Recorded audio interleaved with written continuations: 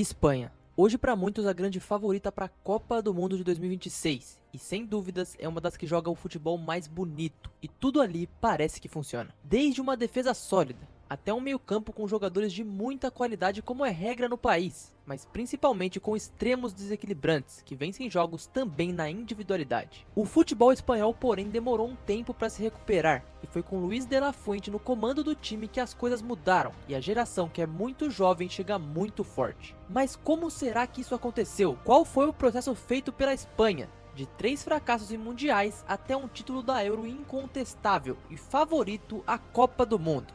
Isso é o que veremos hoje. Olha, aproveitando a data FIFA, deixa eu falar da seleção que pra mim hoje é a que joga o melhor futebol. A Espanha. E sim, eu sei que isso ainda não significa nada pensando em Copa porque ainda falta um ano, mas nessa história existe de tudo. Momentos horríveis, transições táticas, surgimento de grandes jogadores e por isso pra gente contar nossa história a gente tem que voltar 15 anos no passado. Ainda antes da seleção propriamente dita, precisamos falar de Pep Guardiola e seu Barcelona, que com o tic-tac revolucionou o futebol espanhol e foi muito relevante pensando em como a seleção jogava. No Barcelona, aquele estilo de jogo, além de dominar os times adversários no campo de ataque, eram muito bons defensivamente, já que permitiam pouco, e a espinha dorsal daquele timaço eram os mesmos do meio campo espanhol. Xavi e Iniesta, dois gênios da história do esporte, estavam no seu auge físico e técnico. E se a seleção não marcasse tantos gols, isso não significava nada, já que a superioridade no meio campo e na posse de bola resolviam. E se a gente for falar da timeline entre o auge do Barcelona e o auge da seleção espanhola, é meio que junto, os dois se aproximam. Em 2008, ao comando de Luis Aragonés, a Espanha leva a Euro após 44 anos. E pela primeira vez fica em primeiro lugar no ranking da FIFA. A geração era vista como a que teria maior chance de levar a primeira Copa no país. Por outro lado, na La Liga, o Barcelona fazia história. Guardiola, que tinha acabado de chegar já em 2009, faz um time absurdo. O que, claro, ajudou a seleção também. E em 2010 isso se provou. Com a saída de Aragonés, quem chegou foi Vicente Del Bosque para o comando da seleção nacional. E após uma derrota na fase de grupos da Copa, foi passando e eliminou a Alemanha na semifinal. Até que pra grande decisão, quem viria era a Holanda. E você esperava um jogão, né? Pode ser, mas foi uma pancadaria absurda. Na boa, o que teve de porrada nesse jogo é inacreditável. Pra muitos, o jogo mais violento da história das Copas. Foi um negócio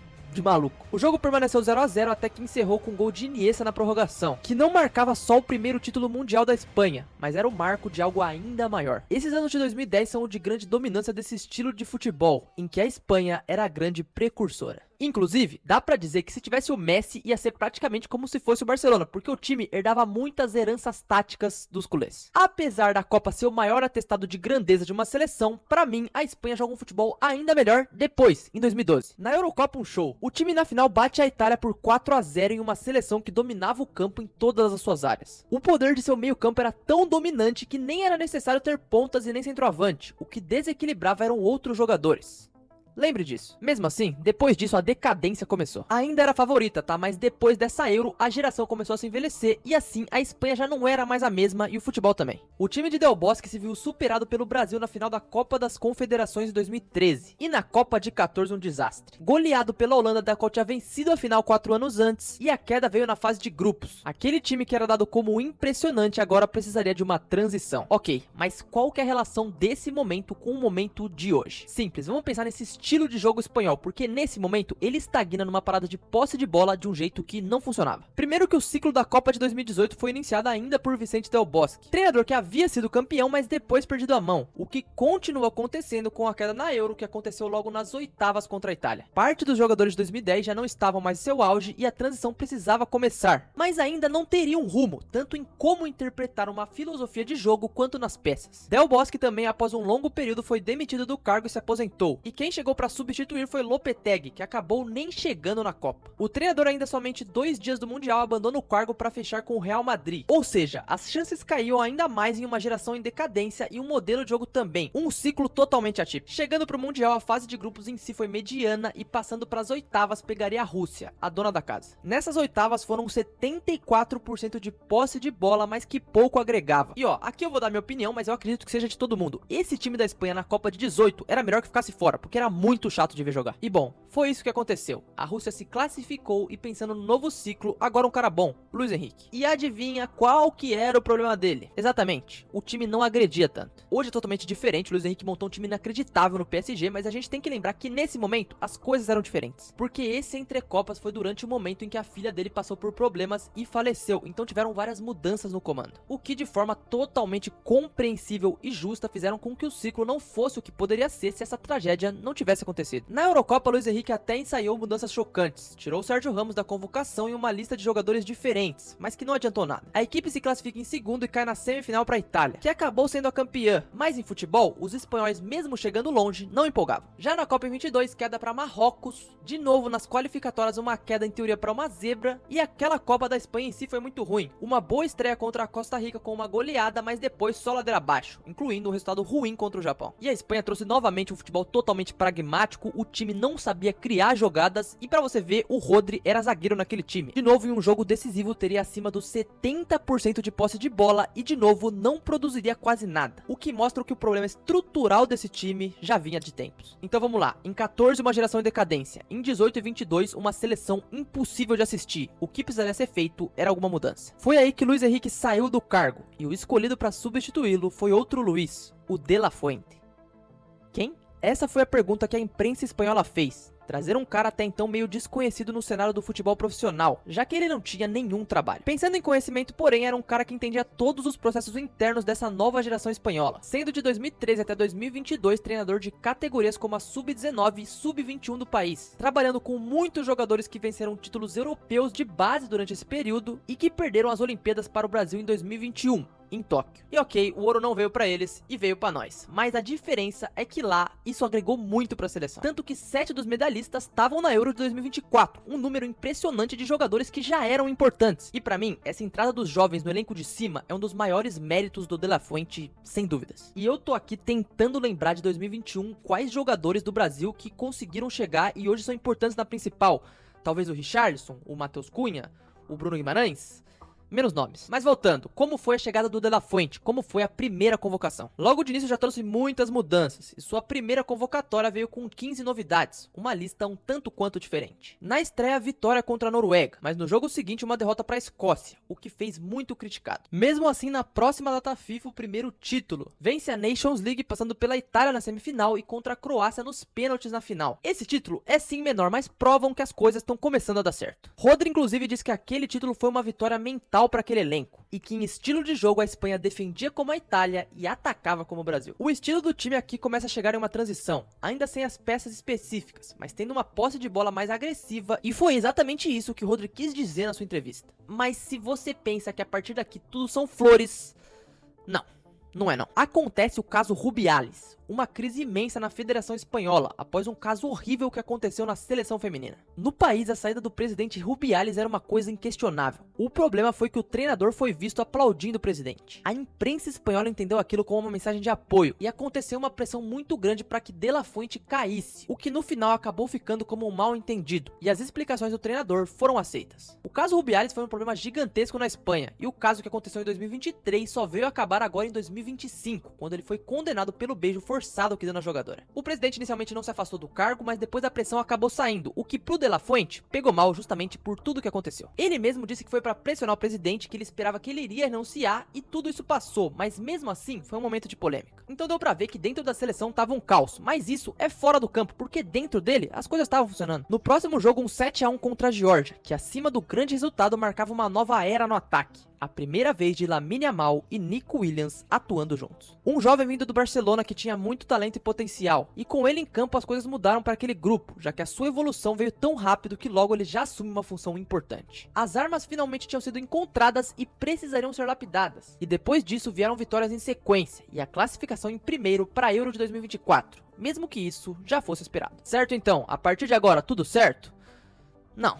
Ainda não. De novo, nada relacionado com o dentro de campo, mas Luis de la Fuente era um nome que a imprensa espanhola não gostava. E eu até entendo, não é tão normal um treinador surgir dessa forma, mas os resultados estavam vindo. Só que pra piorar tivemos a lesão do Gavi, que fica fora da Eurocopa, e o treinador se envolveu em mais uma polêmica, dessa vez com o caso Brahim Dias. E assim, o comando dele sobre a Espanha continuava conturbado. Antes da Euro ainda teve aquele amistoso contra o Brasil de uma grande atuação de Lamine Yamal. Mas desculpa, aquele dia quem roubou a cena mesmo foi o Endrick. Um grande dia da seleção brasileira, mas pra Espanha talvez não. A La Roja, que tinha sim uma geração interessante, não era considerada tão imponente assim ainda. E chegando na Euro não era uma das favoritas, mas a gente vai ver isso logo logo. Porque agora eu paro aqui pra pedir pra você apoiar o canal, deixa o seu like e se inscreve, por favor. Aqui eu trago conteúdo de futebol toda semana e com certeza até a Copa do ano que vem eu vou trazer muito conteúdo sobre a seleção, principalmente sobre a brasileira. Mas vai ter outros vídeos assim como esse, e aqui no canal tem vídeo sobre tudo, então por favor, me dá uma chance. Voltando pra Espanha, como eu falei, não era considerada uma das favoritas, inclusive sendo pra muitos a quinta mais provável a vencer nas previsões feitas antes do torneio. Tudo piora se parar pra pensar que eles estavam no grupo da morte, mas a estreia já trouxe algo diferente. Sobre o time titular, a gente já pode ver um equilíbrio um pouco maior, e isso em todas as posições. Se na lateral de um lado o experiente Carvajal, do outro Cucurella, que apesar de questionado por muitos, é um jogador extremamente competente e competitivo. Os dois zagueiros não estão entre os melhores do mundo, mas também se adequam ao estilo de jogo, e em um meio campo comandado por Rodri como um relógio do time e um ataque de velocidade, era um grupo muito coeso. O resultado foi um 3-0 contra a Croácia, que não só se mostrou uma superioridade, mas uma mudança. No ataque, um jovem Yamal quebrou recordes por sua idade e fez uma grande partida, mas isso não era a única coisa. Olha a estatística que eu vou trazer agora, parece uma coisa normal, mas se tratando de Espanha, é um absurdo. O país teve menos posse de bola que a Croácia, algo que não acontecia na seleção desde 2008. E agora?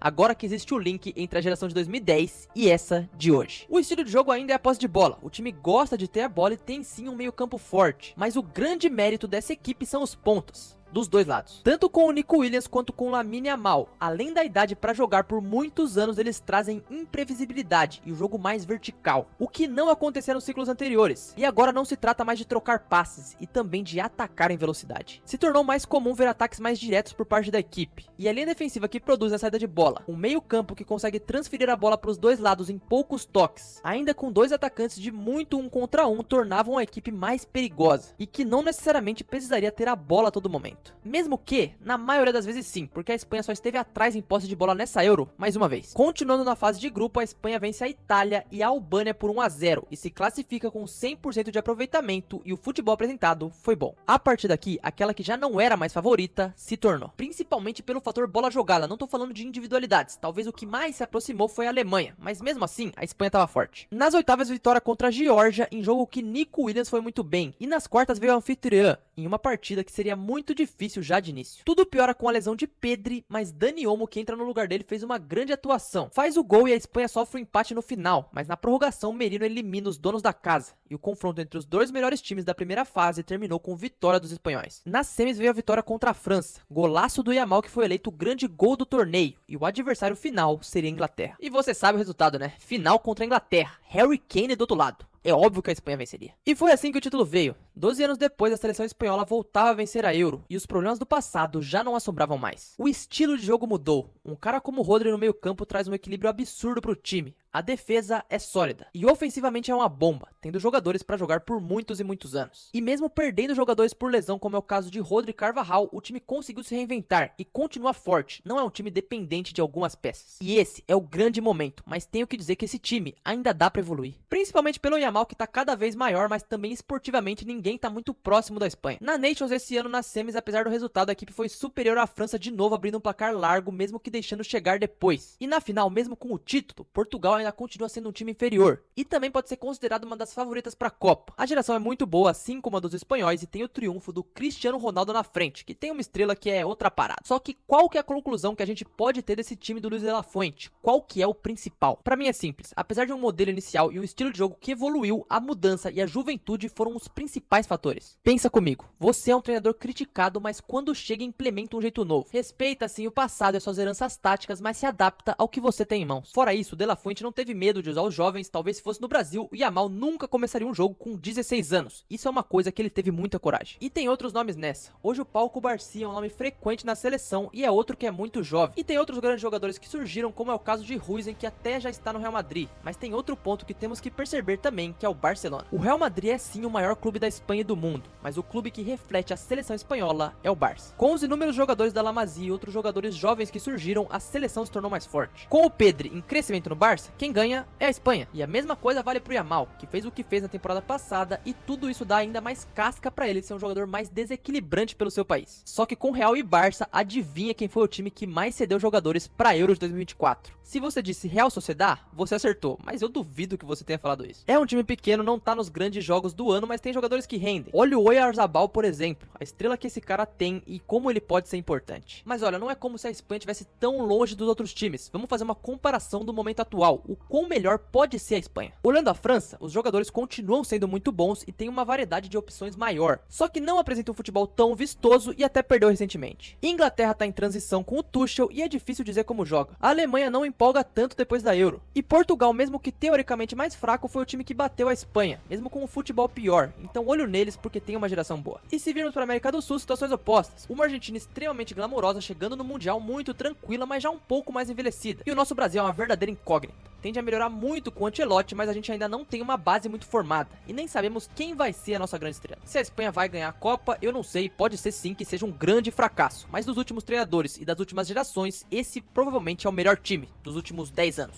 É o mais pronto. Para a Copa de 2026 falta pouco menos de um ano. E as marcas do passado de uma seleção estagnada já ficou para trás. Um problema que vemos no Brasil que não tem na Espanha é sobre a falta de personalidade. Mas nada impede que enfrentando eles na Copa, a camisa possa pesar. Existem seleções que são fortes por nomes, outras que chegam com um mental muito forte, mas a Espanha chega não só organizada, mas com uma fórmula que já mostrou que funciona. Será que nos Estados Unidos o resultado da Euro vai se repetir? Será que o trabalho de Luiz de la Fuente mostrará mais uma vez o seu valor? Ou será que o Brasil vai conseguir o Hexa finalmente? Isso eu não sei, por isso te peço para deixar a sua opinião nos comentários.